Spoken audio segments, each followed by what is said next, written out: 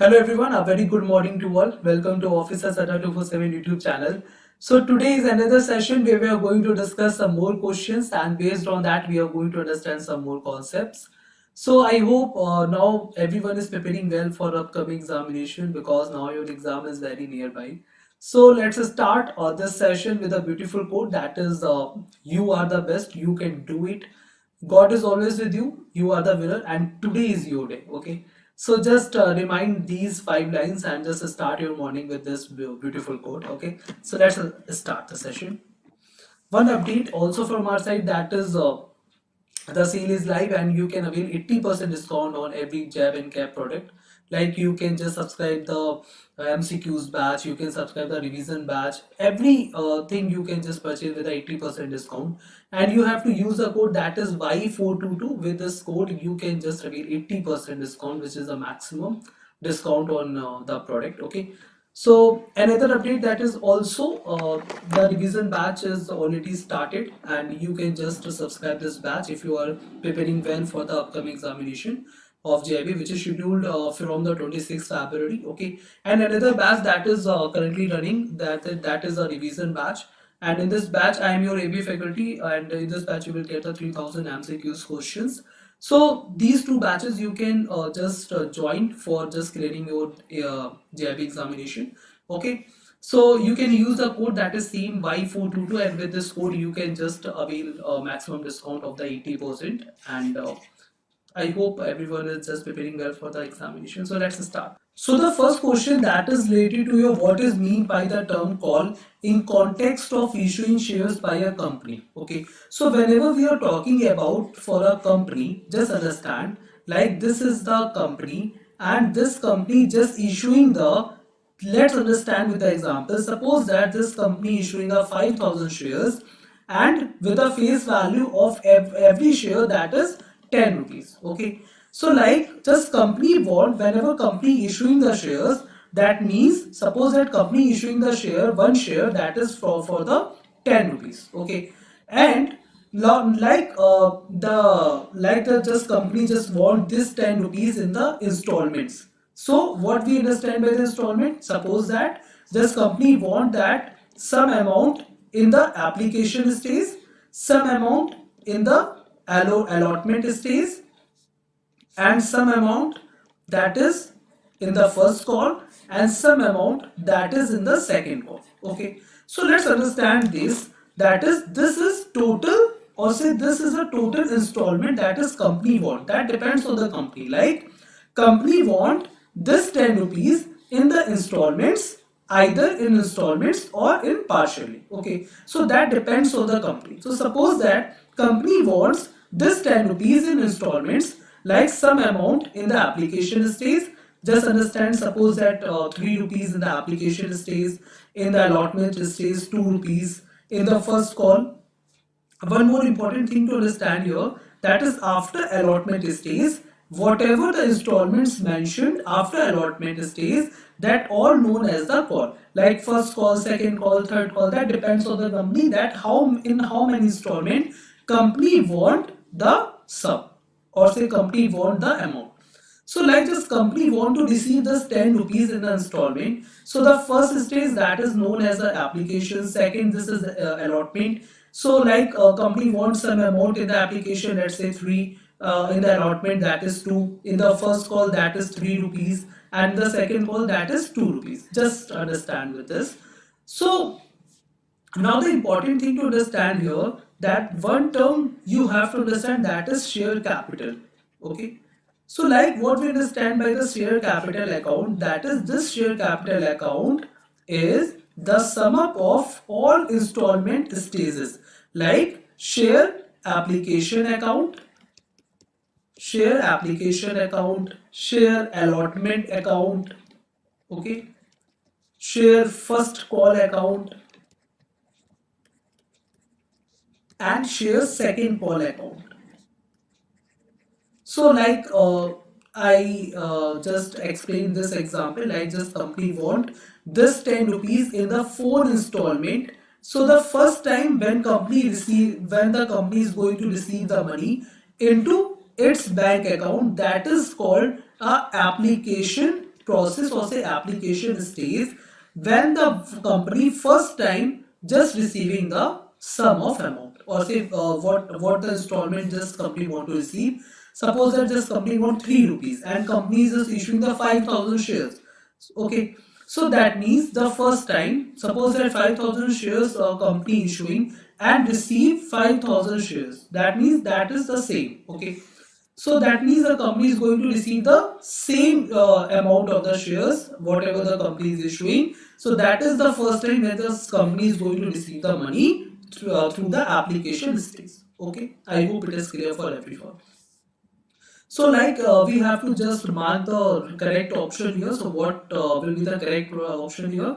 That is what is meant by the term call in context of issuing shares by a company. So that is after allotment stage. So the correct answer that will be your second. That is after allotment. So whenever the term that is you find a call, that means after allotment, whatever the installments company want to receive, that is known as your call. Like first call, second call, third call, that is known as. Okay, I hope it is clear for everyone. The next question. The next question that is X sales goods worth of 5,000 rupees to Y on credit. So which of the account would be debited in the book of A? So now understand like so here like X is a seller and Y is a your buyer, right? Okay.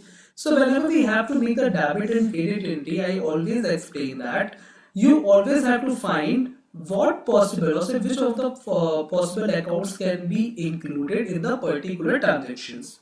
So like in this question, if I say what account can be included, like first account that will be our sale account, which is fine. Okay, and another account can be what, another account like X sells good worth of 5,000 to Y on a credit. That means another account that would be your Y's account. Okay, fine. So that means we just recognize two accounts here. After that we have to just apply like sale is our kind of the income. So just write here income just to understand. Okay, once you just practice all these questions, then you automatically just make the debit and credit entry. This is just for you clearing the basic concept. Okay, so like this is the sale. What we have to debit or credit to understand here.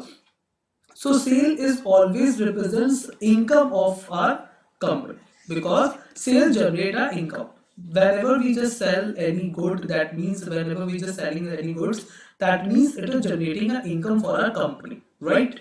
If we are talking about the income, that means, and we know that the income we just put or say we just make under the which account category, that is nominal account category. And for the nominal account category, golden rule of accounting says that is debit all the expenses while credited all the income or say gains, right? It is fine for everyone. Okay, so if I am saying that is income, that means it should be credited, right? So it should be credited. Another one account, that is Y's account. So you know Y's account, that means X is good worth of the 5,000 to Y on a credit. So here Y is actually receiving the goods. Okay, so what we have to do, we have to just debited the Y's account. So Y's account should be debited here while sales account should be credited here. I hope it is clear to everyone. Fine. So that's why the correct answer that would be here, that would be the Y's account. Y's account should be debited. Whenever you have to, like I always just try to clear your concept regarding the debit and credit, because the whole accounting or say whole accounting that depends on you how to make the debit and credit entry. So you always have to follow the concept, the right concept that I always explain in my lectures. That is like you just find the two accounts. So you just find like sale account and Y's account. So after that what you have to think, that is the sale account should be credited or debited. So sale is your income for the company, and in income you always credit it. Okay, so that's why it is credit side, and Y's account should be debited. So that would be your correct answer for this question. I hope it is clear for everyone. Next question, that is how much money will a student owe at graduation if he borrows 3,000 rupees per year at 5% interest during each of 4 years. Okay. So just understand that is whenever you are going to solve any question regarding where you have to solve the question for the series of the payments. Okay, so what do you understand by the series of the payments? Like here any student that is that he is owing like 3,000 rupees, or say he borrowing the 3,000 rupees every year until 4 years, right? And like it is for series of payment, and series of the payments we always understand with the annuity question, right? We always understand this question as an annuity question. So how we can solve this question? Like in this question you have to just calculate the future value of the annuity, right? So we know that the formula for the future value that will represent, that is C, that is multiplied by the 1 plus rate of interest to the power n, where n denotes the number of the payment and minus 1 to divided by the R. Okay, so C basically denotes your cash flow, that is cash flow which is 3,000, and 1 plus that is rate of interest which is given here 5%. So just write here 5%, and n that represents your number of the payment. Okay, so number of the payment that is given here 4, and just put the value here, and the value of the R, which is the rate of interest, which is also 0.05. And now you have to solve this question. Like in this question already value is given 1.05 to the power 4. The value is already given, that is 1.215. So just write here and minus 1, and it is divided by the 0.05, and just tell me what will be the answer here. Like this will be your value. So just tell me what will be the answer here. Okay, just tell me what will be the answer here. So let's calculate this. So the value that would be 12,900, right? So that will be your value. You have always have to understand what will be the formula of the future value and the present value of the annuity. So just understand whenever it is talking about ordinary annuity, like you know what we understand by the ordinary annuity and annuity due. So this is basically your period, and whenever any payment that is just due on the beginning of the period, that is known as your annuity due. Okay, and whenever any payment that is you have to just make the payment at the end of the period, that is known as your ordinary annuity, right? And this period may be your one day, this period may be your any year, any quarter, that depends. Okay, so that depends. Now we are just solving the question that is for the year, so just understand with the year here. Okay, so like in this question you have to just solve, like we know that the formula that is for the future value of the ordinary annuity, that is C multiplied by the 1 plus R to the power n minus 1 divided by the R. So this will be your formula for the future value. And whenever you have to calculate the present value of the annuity, just opposite of that, like whatever the positive term here, you have to just write that amount with a negative figure. Like here the 1 is negative, so just write here 1 with a positive minus 1 plus R to the power minus n, and it is divided by the R. Look here, to understand one thing, that is in the future value, whenever you are just going to solve any question related to future value, so there you are calculating for the future years. Okay, like this is 1 year, 2nd year, 3rd year, 4th year. So that's why this n is called the number of the payment, and that's why it is here positive. Why it is negative for the present value? Because now we are going to solve this question for the previous years. Okay, so that's why we have to just write here minus n. Okay, I hope this formula is very clear for everyone. Just write down. This is quite simple. You only have to learn the future value of the ordinary annuity, right? And for calculating the annuity due, future value would be just multiply by the 1 plus R, 1 plus R. In the future value and present value, you will get the answer for the annuity due also.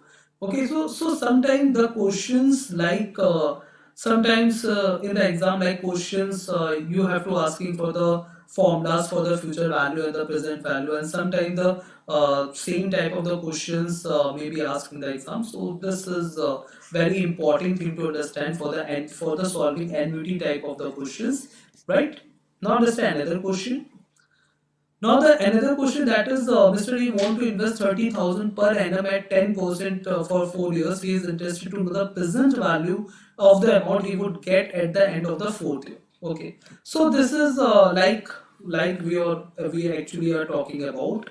Just understand here, that is Mr. D just want to invest 30,000 per annum. Like this is here, this 30,000 will be the C, value of the C, that is known as your cash flow per period. That is known as your cash flow per period. So like for the 4 years, just Mr. A want to invest 30,000 rupees. So he just want to know the present value of that investment, right? So we know the formula, that is cash flow per period multiplied by the 1 plus R, sorry, like we know that, 1 minute. Okay, so like we know that the present value of the ordinary entry, what it means, that is cash flow per period 1 minus 1 plus R to the power minus n divided by the R. Now the cash flow per period, which is given here 30,000, just write here, and 1 minus 1 plus R, that is your rate of interest, which is given 0.1, so just write here, and the minus n. Minus n, why? Because whenever we have to calculate the present value for the annuity, that means if you are talking about for the years, so whenever we are solving for the future value, that means we are just going forward. And whenever we are just going to solve any question related to present value, that means present value for the future value. So that means we are just going backwards. So that's why we are just using the minus n here, and this would be minus 4, and it is divided by the 0.1, isn't it? Now when you are just going to solve this question, this will be your 33 lakh, okay, this will be 3 lakh, and this would be the value 1.1 to the power minus 4, which is given 0.8, right? So this will be your 3 lakh and 0.92, right? So what will be the value here? Just calculate and tell me what will be the value here. This will be your 0.32, and 0.32 this will be, so just write here, and this will be the value 96,000 approximately. So we just going to select the third option, that will be your 96,000 approximately. So this is how we solve the present value of the ordinary annuity and the as well as the future value of the ordinary annuity questions. I hope it is now clear for everyone. Next question, that is related to a balance sheet equation. One thing always remind that is balance sheet of any company. Balance sheet of any company describe the financial position of the business. This is very important thing to understand. Okay. So whenever we are talking about the balance sheet of the equation, that actually represent the financial position of the business. So the formula or say the balance sheet equation, what we understand by the balance sheet equation, that is assets which is equal to your capital. Capital is also understand as a owner's equity and shareholders fund, right? And shareholders fund plus okay, plus that is liabilities. So this is the balance sheet equation. Capital, which is also understand as a owner's equity and which is also understand as a shareholders fund, plus the liabilities. So if the question, that is what will be the financial statement that follows this accounting equation, so the correct answer, that would be your balance sheet, right? Okay. And you know, multiple of the questions you will find in the exam related to this balance sheet equation. This balance sheet equation, like somewhere you just find like current assets are given, so there you have to just find out the current liabilities. Okay, so how you can just calculate the like in any question you just given like total assets are given, like okay, total assets are given and the non-current assets are given, right? Okay, and suppose that like 1 minute, for example, suppose that capital are given, right, and liabilities are given, or say total liabilities are given, right, and non-current assets are given, and you have to calculate the current asset. Okay, so how you can calculate the current asset with these information? So just understand, from these two you just calculate the total asset, right? And when you just able to find out the total asset and the non-current assets are given, so easily you can just find out the current asset. So this is a basic equation, but this is a very important equation in terms of solving the many questions in the exam. Okay, I hope it is clear for everyone. Just understand that whenever when I'm talking about the total asset, you always have to keep the same parameter, right?